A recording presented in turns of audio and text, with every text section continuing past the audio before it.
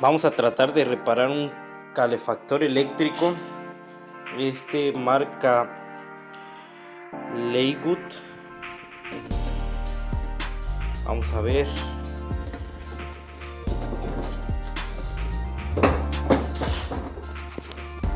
En la parte inferior trae un tornillo. Lo retiramos.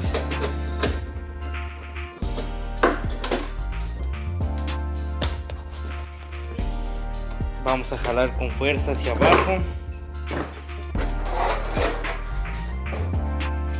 Deslizamos esta parte hacia abajo.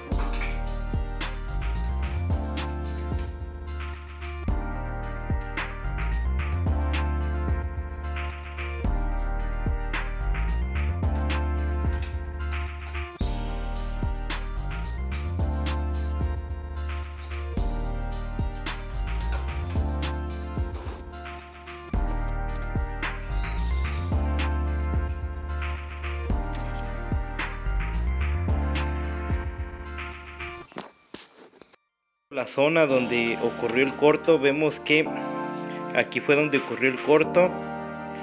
Vamos a, ya limpiamos bien la zona, de tal manera de la otra parte del circuito electrónico.